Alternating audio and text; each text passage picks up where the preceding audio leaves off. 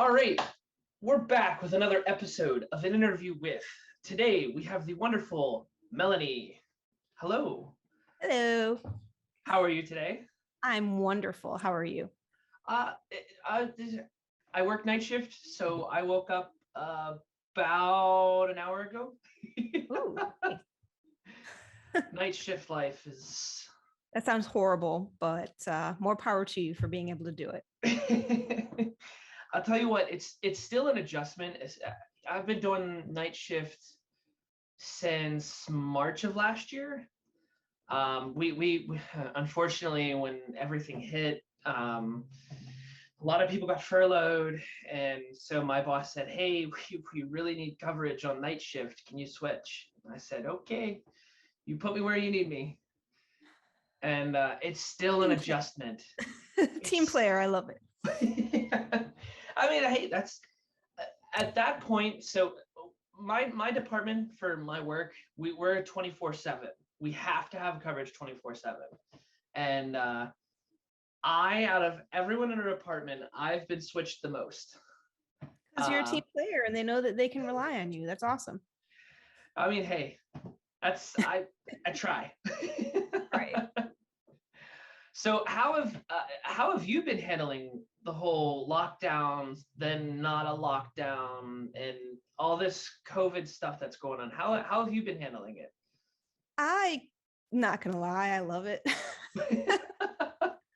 I'm actually, people wouldn't know from talking to me because I'm personable, but I'm actually an introvert and I like being alone with my thoughts and in my computer. And I've been able to work from home. My position shift to basically remote work. We haven't gone back to the office since March of last year.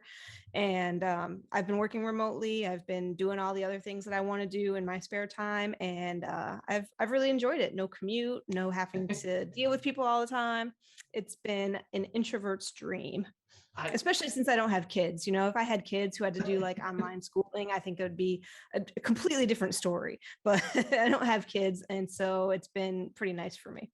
Yeah, I'm the opposite. I'm an extrovert. I'm very much an extrovert. But my wife and I, we make the joke that we're the perfect balance because she's introverted, I'm extroverted. Throw me in a group and I can somehow find out and make friends with them by the end of the night, you know? Amazing. That's an amazing skill. I wish I had it. Oh, God. It comes in handy, but then at the same time, there are times where I don't know when to shut it off. Oh, that can be a problem. Yeah. Yep. So that's why I have my wife. She's like, shut up. Exactly. So with the whole lockdown and work from home, I don't leave my house. My wife is the one. She's the money. She's the boss, and so she goes out and gets the groceries because I would buy all this stuff that we don't need. Like, I could really go for some Reese's bars. Yep, throwing those in the grocery. No, that's why you make a list and you stick to the list. I do. I will admit, I do better when I have a list. I do. But I am I call it. I have ADHD, but I call it ADOS, attention deficit. Ooh, shiny. Oh, that's amazing. I love that. So I do better with a list. I do function a lot better with a list, but it's rough. So with the whole lockdown work from home, then I cut off from friends because I couldn't go out and see friends, which perfectly understandable. But oh man, it was rough. Is that why you started streaming? So actually, I've been streaming on. I actually started on YouTube 8 years ago. Oh wow! Yeah. I know you've been doing it for so long. Yep, I started streaming on YouTube 8 years ago, playing Black Ops 2. Thanks. And so that was I've been streaming on YouTube since then, some League of Legends, but then I switched over to Twitch in October of last year. And so that was a jump. I actually started this podcast though because of COVID. It was a nice way to interview friends, family, and chat with them about just topics that I know that they're interested in. Very cool. That's So, awesome. but speaking of things that you're interested in, you have a blog, don't you? I do. My blog is called Partners in Fire. Okay. Wonderful. It's a financial independence. It started out as strictly finance and financial independence and things like that, but I got bored with personal finance because how many articles can you write about how to save money or invest in Vanguard, right? Like, I mean, how many times can you say that? And so I branched out, and I now write about gaming and art and travel and all the things that I'm passionate about. And I call it Passion Fire because it's about pursuing financial independence so that you can pursue your passions, whatever those might be. For me, it's the gaming and the art and the travel and things like that. But it might be different for everybody. It doesn't matter. But that's what the blog is about now. Okay. So how did you get started in that? Like I know that again with this podcast, it was just I have no connection, physical connection with friends or family. So let's just, talk about stuff. So I started my blog. I first started with a travel blog, and it started because I wanted to travel the world. That's like one of my number one life goals is just travel the world. I thought that would be amazing. And so I traveled to a few places. I was reading some travel blogs, and I don't remember what blog it was, but it was some blog that brought me to the financial independence movement, where I learned that people quit their jobs and travel the world for their entire life. And I was like, yes, I found someone who gets it. And that just like opened the entire door of the financial independence movement to me. And then I realized that, yes, these are my people. And this is what I want to write about, financial independence, because work is stupid and I don't want to do it. And I just want to enjoy my life and travel the world and do my own thing.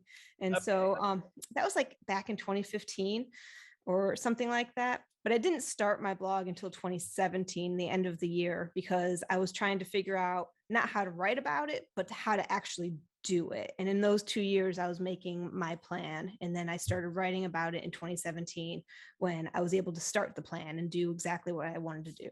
Hey. Okay. Hey, that's I understand. I completely on the world travel. I know we're fingers crossed that we're watching how COVID is right now. But there's a few people in Canada that my wife and I might be visiting in the last week in December. Oh, that's So, awesome. uh, Cool. yeah, Asgardian and Chico in TTX. Oh, you guys are going to visit each other? Yes, yes. What? I'm so jealous. Yeah, we're again we're watching all everything that's going on, especially with this Delta variant. But Can I come? we're we're re- we're, we're really hoping to go up and visit. We were originally just going to visit Asgard, but he said, "Listen, wait, whoa, come the last week in December because TTX is coming over." So Awesome. That's so cool. yeah, but I 100% feel you on the travel the world. Yeah. I there was one. What was this? This was back in high school. It would have been like my junior year. I had a plan to travel across the world. It would be like 3-4 days, which isn't enough, It's but not. 3-4 days in key cities. That's And what I've done when I've traveled for the most part, because I mean, if you're going to spend $2,000 on a plane ticket, you want to get as much out of it possible, right? So most of my trips have just been a few days in major cities, but I got to see a ton of different major cities so far, so I'm okay okay, with it. hey, yeah, I know next year we along with this hopeful December, um, we have a plan on going to Iceland. Oh, Oh, nice. That's cannot on my wait. bucket list. I have a buddy that's gone 3 different times now. Oh, Like, that's come so on, man, you're itching to scratch that. I can't. I know. I want to go there so bad. My plan for next year is to go to Tokyo to see the cherry blossoms if COVID is okay, but that's like Mhm. end of March, beginning of April. So we're Hey. waiting to see what the situation is going to be like there, but that is our Mhm. plan, is to go to Tokyo next year. Hey. And I haven't traveled internationally for like 3 years now, and I'm really dying. I'm like, I haven't been anywhere in like 3 years. What am I going to do? It's horrible. I was gonna say I just started traveling and I'm not even internationally, just staying in the States. August last year, I flew out to, I landed in Portland, Oregon, but it was Washington State. I met up with a buddy, and we actually climbed Mount Rainier. Oh, very cool. That sounds hard though. I'm not into like the really intense things. Like I want to go see Mount Everest, right? But I don't want to climb Mount Everest because that sounds horrible. Like I don't want to do that. But seeing it would be cool, you know? Oh yeah. Yeah, I feel that. So your blog, you cover a wide range of topics, right? Right. So if you had to choose your favorite blog or even your favorite topic that you've covered so far, what would in your opinion, what would that be? Okay. That's hard. I love traveling. So I think the travel stuff is probably just my favorite because of how much I love to travel. But I also use my blog sometimes as a platform to talk about social problems. And I think that those were probably my best blog posts and the most important ones. So the travel might be fun, but I've also, gotten a little political. I know a lot of finance people try to stay away from politics, but I believe that politics and finances are really intertwined and you need to talk about them. And so I do. And I think those are probably my favorite pieces because they're more important than the other pieces, if that makes sense. Yeah. Hey, I can understand that. I mean, not to delve too deep, but I can understand how an election year can definitely sway things one way or the other. Yeah. Prime example, I know that my sister is in the energy engineering field, and she, with the whole election, she didn't know if she was going to have a job. Oh, wow. Not only because of COVID, but I mean, if you think about it, the policies of one presidential candidate over another presidential candidate can be completely different. One could be for energy, one could be against energy. Yep, exactly. I mean, they have different viewpoints, and so with that, I know that it can be difficult, especially with finances. Yeah, exactly. And there's tons of things that are political that affect finances that people don't want to think about, like healthcare, that's super expensive and that could be very political. Student loans, housing, all of this stuff has political dealings with it. And so I think it is important and it affects everybody's finances, though we like to pretend like it doesn't. Well, I mean, now's even a rougher time because of COVID. I mean, you have the election and then you also have COVID, and you have people talking about a stimulus, but then you have people talking about being able to make more money on unemployment benefits, and you have all these different factors. I mean, it's a lot. And I just think it's funny that a lot of finance people shy away from politics when I just think they're very, very deeply related.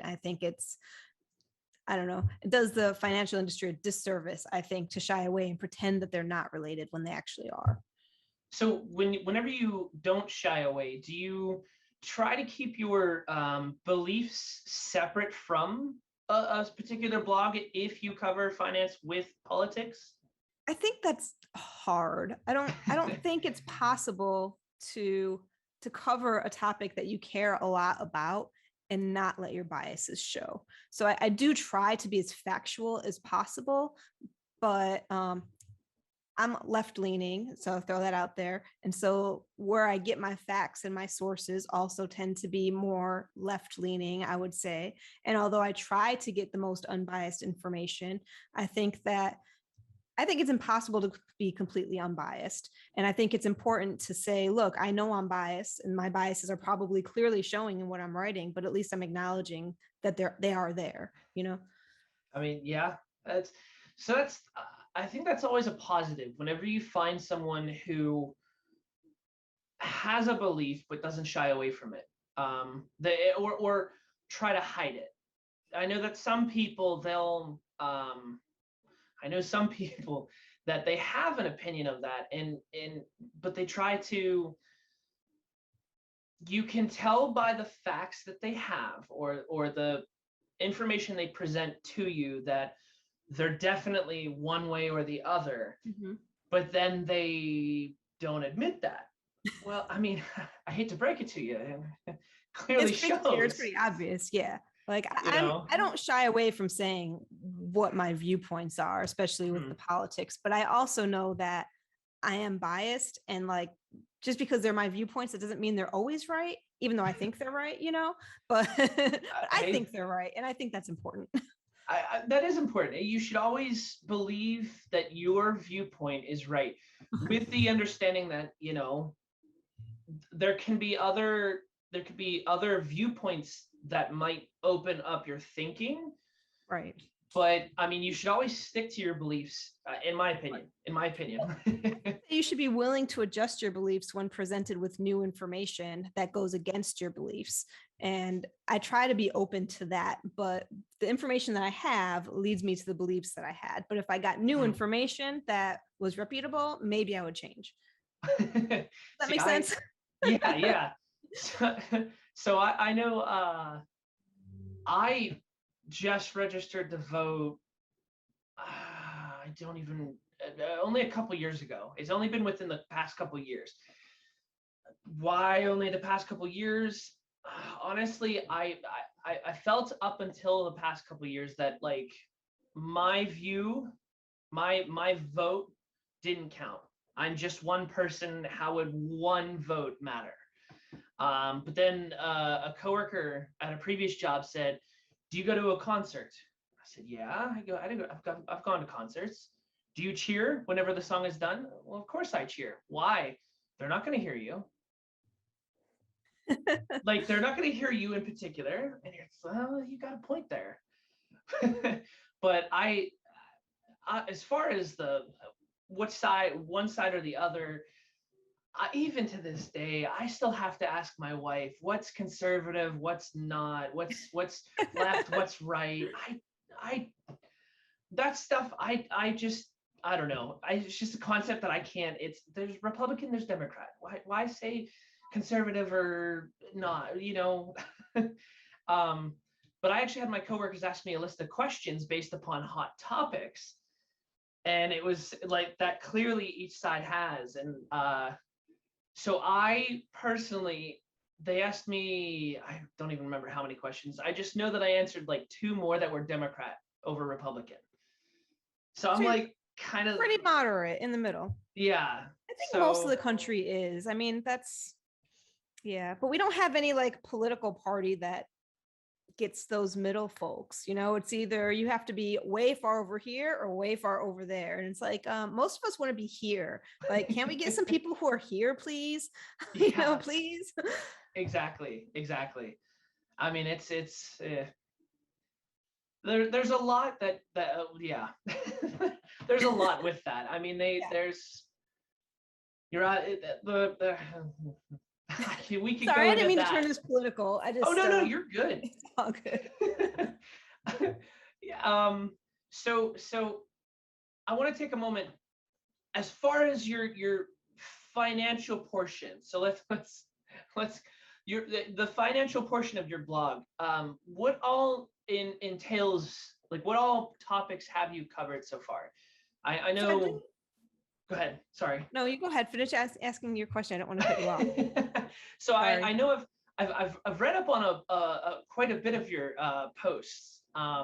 So I know that you've covered everything from like retirements to how much you should save in almost like a my wife and I took a Dave Ramsey course, the Financial Peace University. I hate Dave Ramsey. I am sorry. That's okay. That's all right.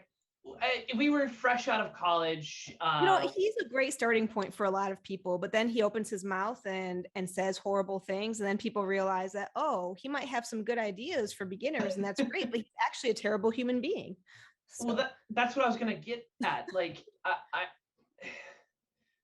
for us starting out, we just graduated college. We were engaged when we took the course, and I feel like there's a good portion of it that is good, And I know that you've covered that in some of your blogs, as not specifically Dave Ramsey, but some of the topics that are overlap between the two. Right. But as far as finance, what all have you covered in your blogs? So the main thing that I cover is the financial independence movement, the different types of financial independence. Back in the day when financial independence became a thing, there was only the one type, the traditional financial independence, that a lot of people still have in their head as the only path. And that's, those software bros who make $250,000 per year and they room with 12 other people and spend $1,000 a month and eat rice and beans, and that's it. They're making this huge amount of money and they're putting it all away, and then they quit their jobs and go live in the mountains for the rest of their life, right? So that's what people typically think of, I think, when they think about the FIRE movement, because those were like the starts of it, with Mr. Money Mustache, his like complete frugal lifestyle that ultimately led to him being divorced because he was such a cheapskate. So things like that. But that's not what it's about anymore. And so I like to talk about the different ways that people can achieve their financial independence lifestyle. And some people do the lean fire thing where they make less than $40,000 per year. They do the homesteading thing where they go buy some property out there. And that's kind of the frugal methods as well. But other people just want financial security. They don't care about the independence part. They just want to know they're okay. And so they get to coast fire, and they know their retirement's okay, but they like their job, so they want to stay and they just coast and they're cool. And then others, are they want to just work part-time to pay for healthcare or whatever at a low stress job. And that's barista fire, work part-time and get your healthcare from Starbucks or whatever and work 3 days a week, And then my favorite is one I actually made up myself, is called passion fire, which I already talked about, which is, you quit your high stress job so you can pursue something that you're passionate about. Because most of us, as much as we dream when we're kids and in college about pursuing our dreams and getting our dream job, that's not real. That doesn't exist.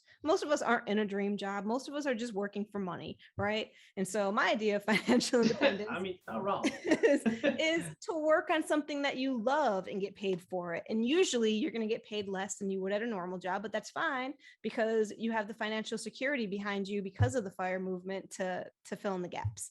So that's a big thing that I cover. I also cover a lot of how to save money. I have like 12 posts on different ways to save money, on heating, on living expenses, blah, blah, blah, all the gambit of how to save money, and a few posts on investing and just other pro tips for finance, like how to build generational wealth and, just a bunch of random finance posts in there.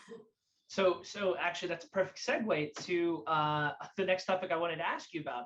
So the financial independence movement, where did that originate? Like, where did that come from initially? I think it came from those finance bros that I was telling you about. I mean, I honestly don't know. I don't know who like the very first person. A lot of people say it's Mr. Money Mustache, but other people say that it's came from Vicki Robbins, who wrote Your Money or Your Life quite a while ago. It's an important finance book. And she basically, I haven't read this book in such a long time, so if I get it wrong, I'm sorry. But her book is basically about financial independence without calling it the FIRE movement. Okay. So it's basically about using the money you have to design the life you want to live, which is the basic tenets of the FIRE movement. So I do believe that it actually started with her, and then it kind of got co-opted and the words got changed, and then it became the FIRE movement and was limited to those few folks who made lots of money. And now it's expanded and everybody can find a way that they can embrace the FIRE lifestyle. Okay. Almost. So I noticed you said that about I personally took the quiz on your blog. Awesome. I ended up with passion fire. Yes, passion fire is best fire. Not just because I made it up, because it's the best one. I personally, I actually have chatted about this before in previous podcasts. I am actually pursuing opening up a meadery. Ooh, that's awesome. Yes, that's so cool. So I've been making mead for a couple of years now. I attended a small business administration seminar 2 years ago. So they had a bunch of different people in, from insurance agents to bankers to lawyers. They had all of this in there giving you info, so they would present you with stuff, and then you could ask questions afterwards. But yeah. So, I mean, that would be my dream to open to for the passion. That would be my dream if I could financially afford it. That's the problem with pursuing our passions. That crap's expensive, right? It is. That's why the financial independence part first is so important, though. So you get that backing, and then you're like, okay, I have enough money to be stable for a little bit. Now I can do what I want to do. And then eventually I can turn that into a profit. And sometimes it takes more than that. Like, I'm working my full-time job while building one of my passion projects, with it is my blog and the YouTube and stuff like that. And I've been doing that since 2017. So it's almost like working 2 full-time jobs. But I had a 5-year plan then where I was like, okay, I know I have to do this for 5 years because my real job gives me the money that I need to live while I'm doing this. And then it'll take about 5 years to build anything into a business that's profitable. And I think, what is it, 2017 to 2021, like 4 years. So I'm at like almost the 4-year mark, and I will be able to quit my job next year. Hey, so there we go. right there in my goals. So that's exciting. That's awesome. Yeah, I know. So you were saying about all of the different movements. You were saying coastal fire. You were saying barista fire. What all fires are there? Okay. And what could you give a brief explanation on what each one is? Yeah. So there's a traditional fire, which is just you retire early and you don't really do anything. You just live your life, whatever that means to you. Then there is lean fire, which means you retire early on an income of less than $40,000 per year. So a lot of people have different ideas of whether it's $40,000 per year or a different price point or whatever the case may be. But the point is you have a limited budget, but you're making that work. So that's lean fire. Okay. And then there's fat fire, which a lot of people do not like the name fat fire, but whatever, it's what it's called. And that's where you're retiring on a massive amount of money. A lot of people like, again, there's a lot of, there's no set limits here. This is just what most people say. Some people think it's different, but a lot of people will say that's $250,000 per year or more that you're going to be spending in retirement on fat fire. That's why your wallet's fat when you got fat fire, right? I don't think that's realistic for most of us. Yeah. So, but some people say it's over $100,000 a year, and that might be more realistic. But again, like I said, there's not a full definition. People kind of take these terms and make what they want of it. Coast fire is where you are set for your traditional retirement. That means after age 65, you will be fine. Technically, I'm at coast fire right now because I have enough money in my retirement accounts and for my pension that when I retire at age 65, I will be fine. I will not have to work anymore at all, even if I don't put another dime in from now until then. But with coast fire, your living expenses between now and that age are not taken care of. So you still have to work to pay for your life until you hit age 65 or whatever your retirement age is.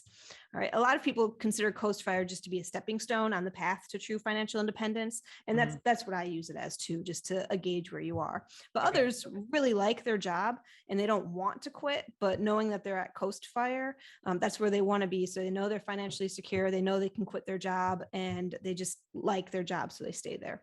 Okay. Next is barista fire.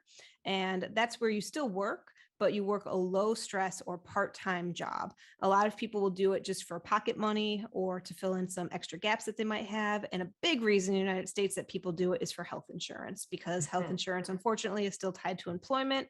And a lot of part-time work does, or low stress work, if you're full-time, they do offer health insurance options. So that is a reason that people use barista fire, and other people just use it because they want to do something. They want to get out of the house for a few hours, whatever. And then the final one is the one that I made up, and that's passion fire. And that's getting to a financial security, but pursuing your passions for work. So I'm at Coast Fire, and when I quit my job, I do not have enough money in savings to live until I'm 65. I just don't. But I do expect that I will make money off of my blog and off of my YouTube and pursuing all the passions that I'm interested in, like art and gaming and whatever. And that will fill in the gaps. Okay. I mean, that's a great explanation. I like the idea behind that. I know that one thing that I've learned throughout my adventures into finance is diversification is protection from ignorance. It is one of my favorite sayings. So diversifying that income, having multiple flows of income coming in. So I know that right now I stream. I know that that's it's not a huge amount, but it's still some flow of income. But then you have my full-time job, but then you also have my wife working part-time. So we have, as a couple, we have multiple streams coming in, which is great. I feel like that's a great thing to have. It is. But because you never know when one's going to cut off, Oh, exactly. Well, my wife, this is the first time that she's had a job in her field, just because the Pittsburgh area is, as far as a video editing, I mean, video anything, I'm not even just editing, just anything. And it's real hard to get into the industry. Really? Yeah. That seems surprising with everybody being on YouTube and stuff like that. And it seems like you could work remotely in that industry pretty easily. You can. I know that she's done some freelance with like they'll upload, some people for her freelance jobs will upload it to like Dropbox, and then she'll download it and edit it, touch it up, and then do the same process. But this is the first time she's had something in her field since graduation outside of freelance jobs. And so I know that it's exactly like you said. It's rough. It's rough. We lucked out. I actually had to step away from my previous job, and so with me being the primary source of income, we were a little concerned. Yeah. With me having to step away, and we were a little concerned. But luckily everything worked out. This was 2 years ago. Yeah, this was 2 years ago that happened, and luckily everything worked out. But that's one of the reasons why I feel like it's a very important thing to have. You should definitely, have different income streams just in case something happens, because I agree. Like you said, you never know what's going to happen. And that's why it's also important to have an emergency fund and have money invested and have that money behind you too. That's what I'm really working on now. Before I quit my job is a fully funded emergency fund and enough money to support myself for 2 years at least in cash, not even in investments, in cash, so that I have it available for spending for the next 2 years to support myself, just in case I can't make enough money with the vlog some months. You know what I mean? Yeah, we just closed on a house 2 months ago. We closed June 10th. Thank you. Awesome. So yeah, we're in the middle of renovations right now, and it's having to close on the house and put the down payment. We kind of depleted our emergency fund. So right now our main focus is trying to replenish that first. And then from there, we're refocus a bunch of things. I know, like, for example, our car. Unfortunate timing. We got the car whenever we financed the car about a week and a half before I resigned from my job. Oh, that is my unfortunate. Previous job. Yeah, unfortunate timing. And I had accrued medical bills while in college, and it wouldn't be an issue if I didn't pay on it. So I didn't know this. Apparently, with medical bills, if you don't pay on it, it cannot affect your credit. But if you start to make payments on it and then stop, they can actually send that to a debt collection, which will negatively affect your credit score. So I had accrued that back in college. So my credit score at the time that we got this vehicle was real low, but we still was in the threshold of being able to get the vehicle. So we're looking to, our first step is to replenish our emergency fund and then refinance that car. Because the rate we have now, it's Atrocious. 19%. Ooh, oh, that's rough. Yeah. Yeah. I mean, but you need a car sometimes, right? So there's not much you can do if you need a car. Yeah, but refinancing it is probably a great idea. Yeah, I mean, we're not. Shouldn't even say we're surviving. Like, we're able to meet all of our needs and then some. So that's not an issue. That we're able to send money into the emergency fund and still have groceries, pay the bills, and still have spending money. That's awesome. But it's again, step number one is that emergency fund. Then, and I think that's one thing that we noticed. I'm jumping a little bit. So what my thought was, with replenishing the emergency funds, I don't think a lot of people fresh out of college or even in college, or some people that are not even fresh out of college, they don't know where to start when it comes to financial literacy, So if you had to give like just a starting piece of advice, what would be the biggest piece of advice that you would give to somebody just starting off, trying to get their finances in check and get started in the right direction? Well, an emergency fund is incredibly important. So I definitely recommend starting with that and getting at least $1,000 in there, because I've never met an emergency that's less than $1,000. I'm sure there are some sometimes, but usually they're $1,000 or more. So that's step one. And a lot of bloggers and finance experts will tell you that there's a certain steps that you have to take. Dave Ramsey is very notorious for having his steps, but I think he's wrong. After you get your emergency fund done, if you have a 401k, a company that matches you, you should definitely invest to get the full match, because that's like free money, right? Totally free money. So you should do that too. And then after that, this is where people get messed up. Everybody says there's a certain order to it. You need to pay off your debt first, or you need to do this first or that first or whatever.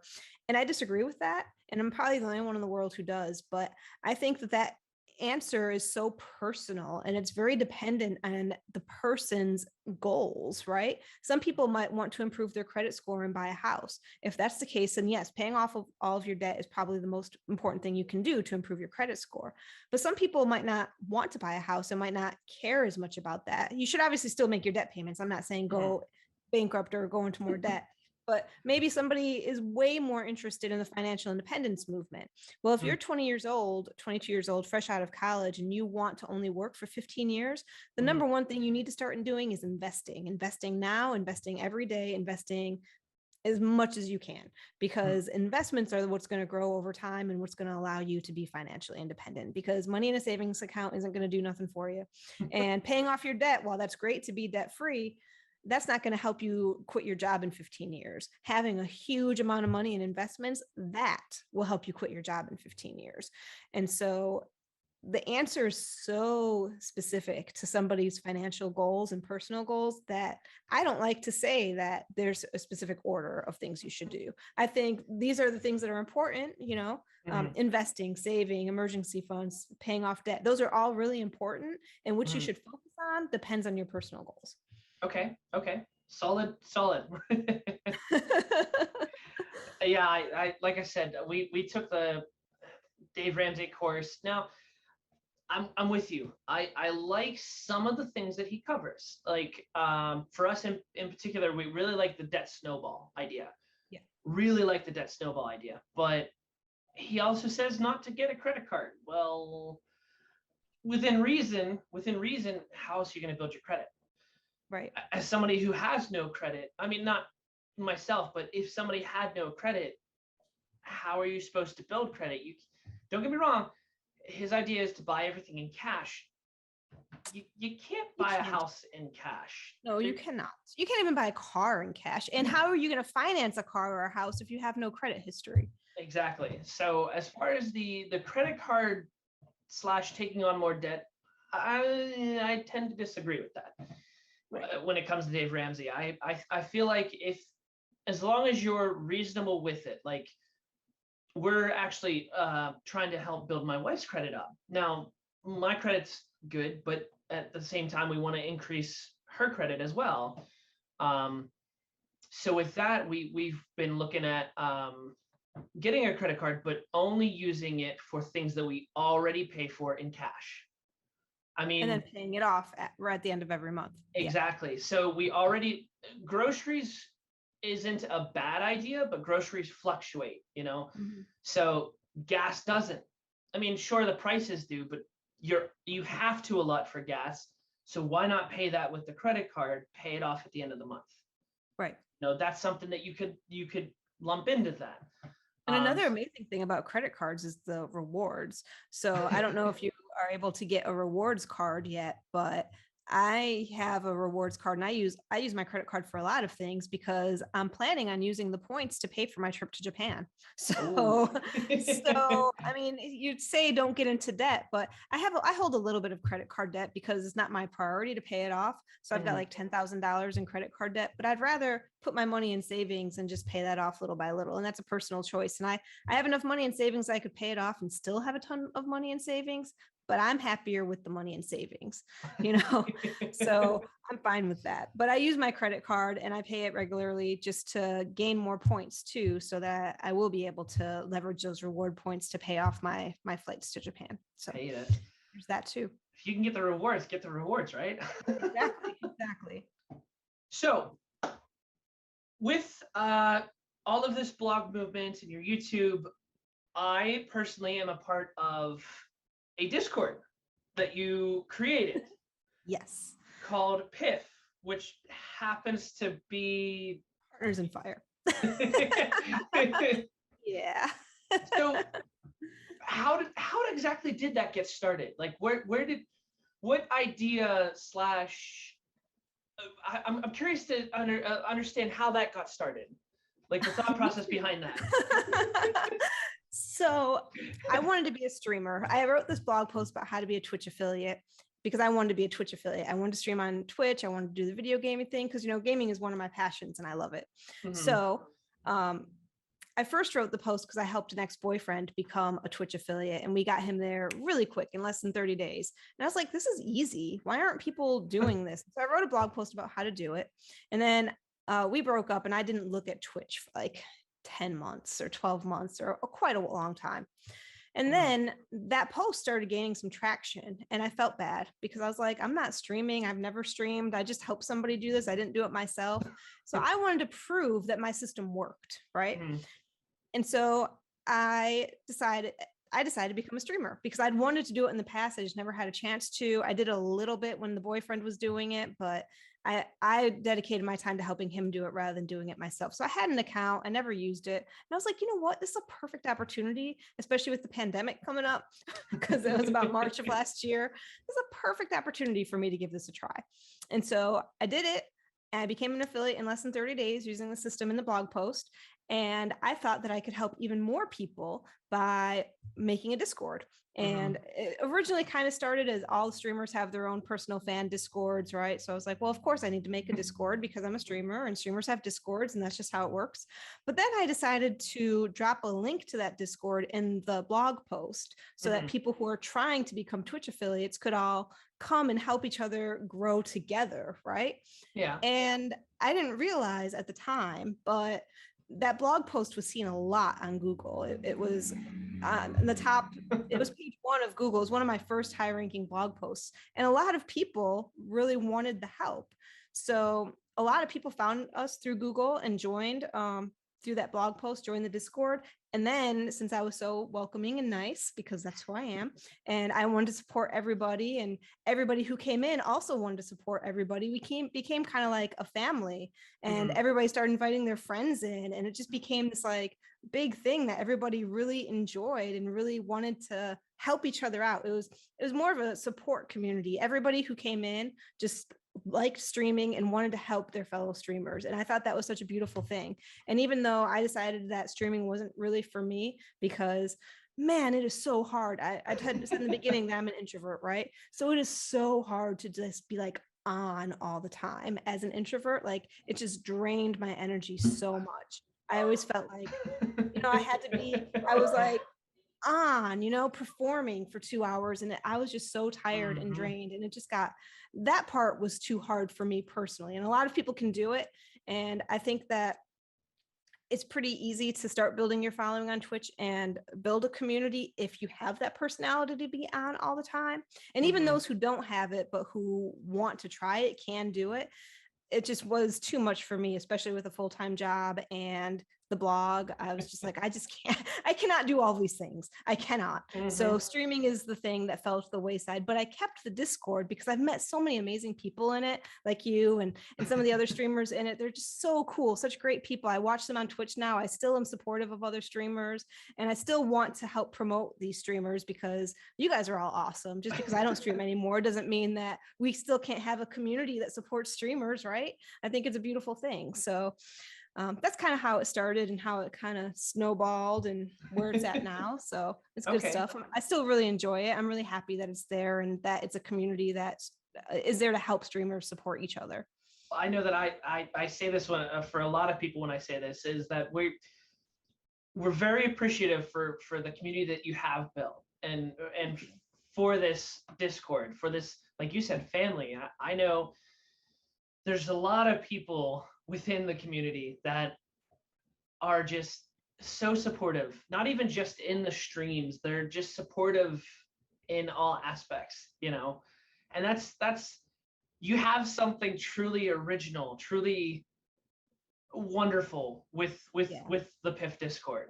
Right. It's so I don't know how it happened. Like I'm shocked. I'm like in awe that so many amazing people join the Discord and actually like are there that they want to help and support everybody else. Like that's such a beautiful thing to me. So I mean, I'm just one person. It's not me who makes the Discord. It's everybody else who comes in and is like, yes, I like this. I want to support other people too. I think that's such a Mhm. beautiful thing. Oh yeah, yeah. I know that's there's been there's been quite a few people that have joined that have just absolutely integrated, and Yeah. and I say integrated, that have been fully accepting of what the community is, and have truly embraced that. There's been quite a few people that just they're brand new, but yet they still do exactly what the Discord is for, Right. and support everyone. And it's wonderful to see that, you Yeah. know. Uh, It's I such know. like a loving, wholesome community. Everybody's just so nice and wholesome, and it's just beautiful to see everybody wanting to support each other. I love that so much. I actually, so I'm sure there are a lot. I just haven't had the opportunity to meet them. I actually met the first person that said that they joined PIF from the blog, Oh, who's that? Lex Leray. Okay. Yeah, Awesome. I know that we were little backstory. So in the Discord, we have those raids.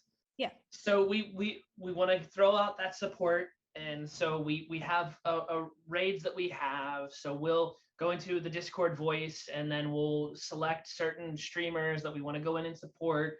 Throw in a message in the chat to make sure that they know it's a Partners in Fire raid, since it's not somebody, a specific channel raiding. So she had actually joined. Um, she had joined a raid that I was running, and by accident, she said, Oh, it's so "Oh, cute. I saw people in here, and I just wanted to stop in and say hey." I said, "Oh, Oh, well, you happen to join a raid," and so we were chatting about it. And she said that it was actually her and I forget what two other people she said, but it was like her and two other people that I think she said that she blogs, and so happened with blogging, she found your blog and found the Discord with it. that's awesome. So yeah, that's the first. Again, I know that there are more. It's just the first So interaction the first voice few that I've heard. people joined through the blog. Brikachu found us through the blog. Air to Caesar found us through the blog. So they're staff members too. So they're like probably some of my best streamer friends, but they found me through the blog too. Dozilla, I believe. I don't think he streams anymore because he found a job and he doesn't have time, but he found us through the blog. So a lot of the OGs of Partners in Fire came through the blog too. Okay, so I guess now that I say it, I should say that's the first person I asked how they found the Discord. I guess I should phrase it that way. Because I know that I think it's awesome that a lot of the people aren't even from the blog anymore, that people joined because other people found through the blog and they invited their friends because they're like, this is such a cool, wholesome community. You need to come join. And so everybody just started inviting their friends and everybody started joining. I love that. That's beautiful. I know that I've brought a couple people in from that way. Yeah, exactly. I originally was reached out to from Pezzle. Oh, okay. Pezzle had reached out. I think it was on a tweet that I had about I went live, or maybe I retweeted something, and he actually posted in the comments. He's like, "Hey, I see that you're a streamer. You should definitely check this out." I'm like, "Oh, hey, okay, cool." So this would have been January. Okay. I know specifically with streaming, I one of the reasons why I'm really glad I found the PIF Discord, and that I will forever give a shout out to Pez anytime I see him in my chat. Because he introduced me to PIF, the PIF Discord. And the reason why is because, so as I stated, I switched over streaming to Twitch in October. Mm-hmm. And so I streamed, I was pretty consistent. And then December rolled around and I had my buddy from Washington State, the one that I climbed Mount Rainier with. He started streaming in December. So did my buddy Turbulent Yeti, who I previous person on the podcast. They both started streaming in December and they hit affiliate in the one, my buddy from Washington hit it in a week. Yeti hit it in 3 weeks. And I'm sitting here, listen, man, I've been streaming since October. What the heck's going on? And so I got really jealous. And I was happy for them, but I got super jealous.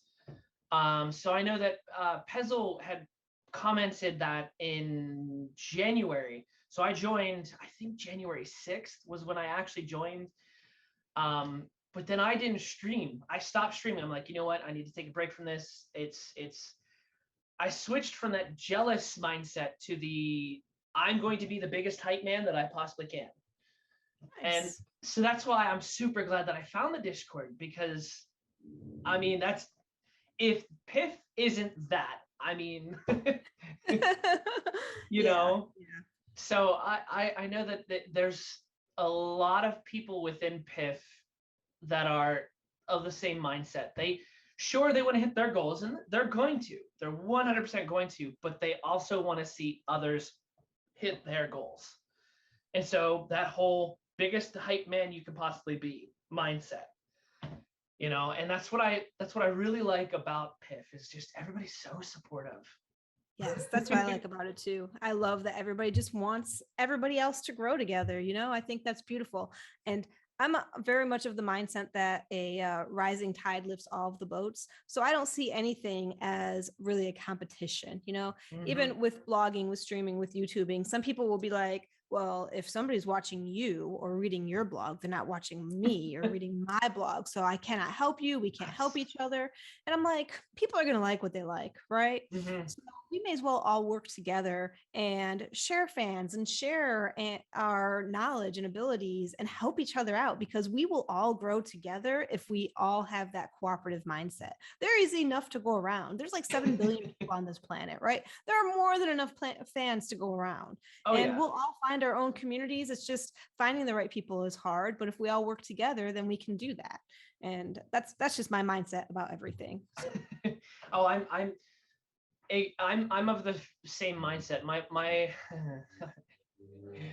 back in college, I used to help anybody and everybody. to a fault. Well, yeah, sometimes you can do it to detriment of yourself. My wife has helped me since I would give help to those that were toxic. And so I understand the whole helping everybody out. I agree with you. I am very much a people pleaser. I will. What can I help you with? Me too. Let me help you out. Right. So I feel you on that. I definitely understand with that. Yeah. So you said that this whole movement, this whole blog post, Discord started March of last year, about the time that About that. Actually, I think it was a little bit later. I think maybe I started the Discord in June or July of last year. Okay. But it was around that time frame. Okay.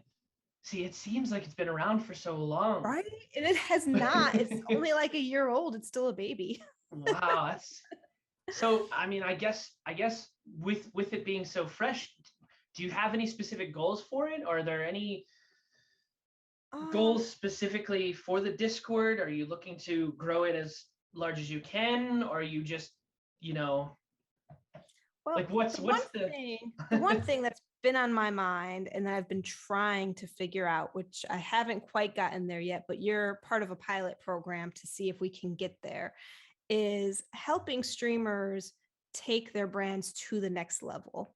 I feel like the Discord has been great, and it is a great starting point for streamers to reach a Twitch affiliate and to network with other streamers. But the question that gets brought up a lot is what comes next? How do I get from affiliate level? And then obviously way past that is partner, but like that juicy bits in between, like how you get from affiliate to partner, like where you are as a mid-tier streamer, all the things that you can do to build your brand and network and promote and maybe take it full time. That part is missing. And I haven't fully figured that out yet, but I am, like I said, starting a new pilot program that you and 2 other members are in, that we're trying to figure out how to do that. And I don't want to really say more about it now because I don't have it fully fleshed out, and we're just trying junk right now. But hopefully you and the other 2 streamers who are part of that will see some success there, and we'll be able to promote it and bring it out maybe on a different podcast of, hey, this project has been successful. So, but that is my goal, and that is what I want, is to be able to help streamers move beyond affiliate and take their streams to the next level. I just haven't totally figured out how to do that yet. Okay. I was gonna say it without saying too much, I think it's a great concept. Right. I think it's a great concept, and I honestly think it'll be a wonderful success. I really do. Thank you. I hope so. And we might have to tweak some things. So I know, in this pilot program part, we're going to have to make some changes and figure out the process that works best. But I do think eventually we will be able to make it a success. So I'm very excited about that. I'm happy to be one of those guinea pigs. Awesome. So I guess that's a good jump. That is a good jump. I know that with the PIF Discord now, there's a wonderful group of people that I know that they're always in other Discord or other streams and Discords, to be honest. I have friends that make jokes whenever they see how many Discords I'm actually in. I would like to whenever I join another streamer's Discord, I like to join that Discord not to promote myself. Sure, do I still do that? Yeah, of course I do. But I like to join because I know that some people, specifically people that aren't streamers, that join Discords just to get updates and to see more content or more behind the scenes of the streamer themselves. If they don't see numbers in there, they don't tend to stay. And so I like to join friends. I'm guilty of muting them.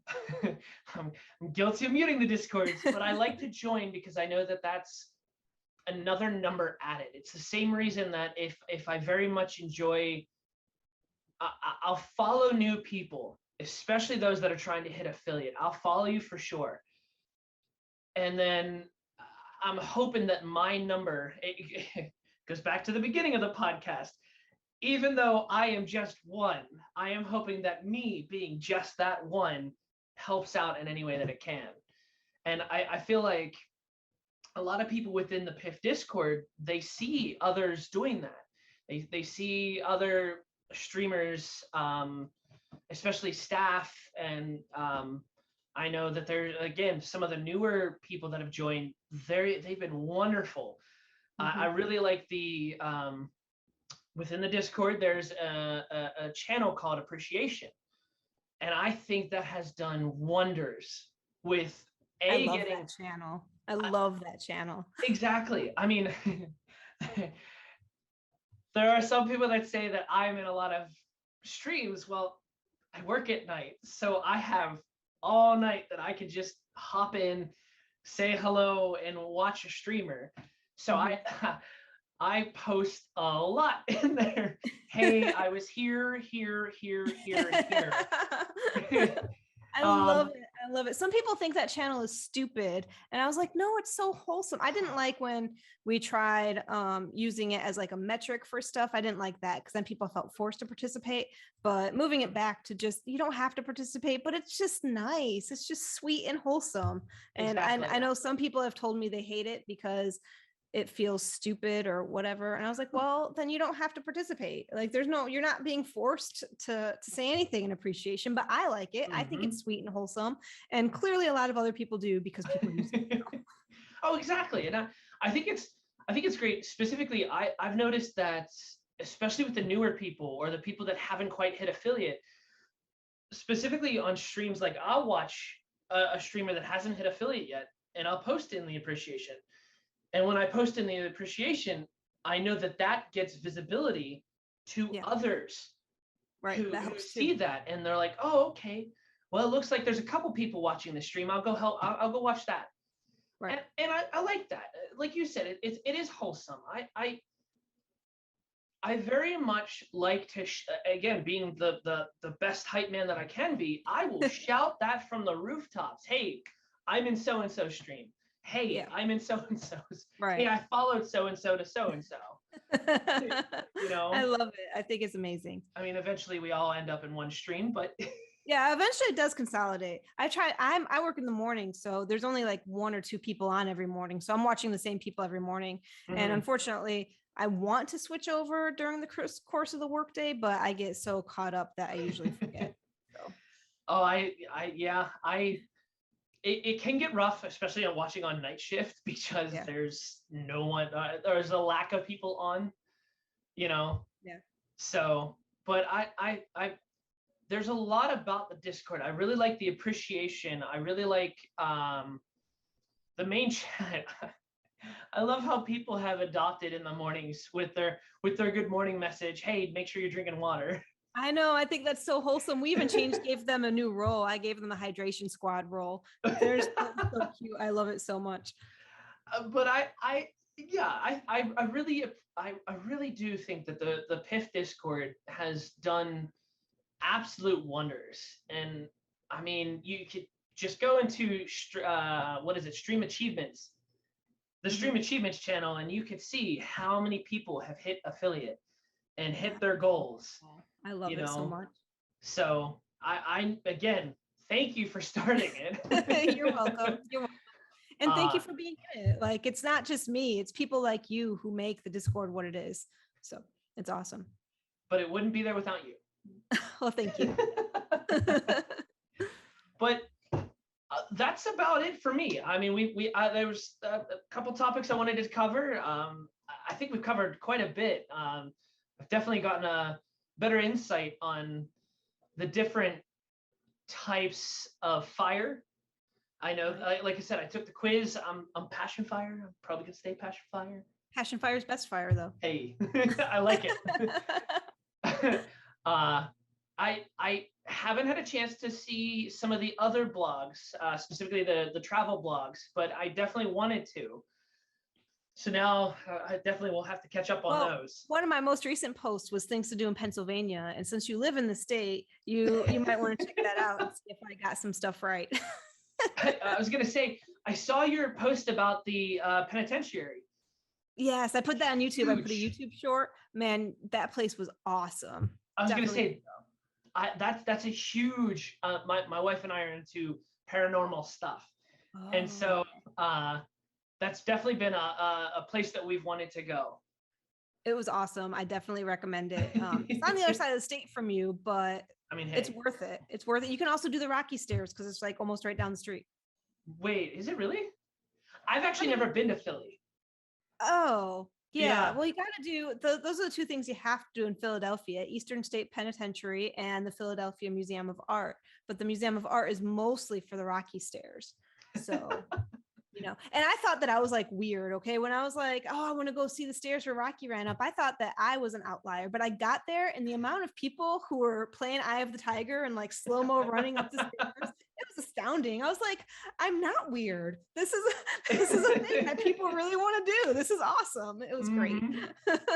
I was gonna say I have a couple friends from Philly, so I've been meaning to go out. I've just every time that I'm out that direction, I don't go through Philly. I take the turnpike and I'm usually south of Philly.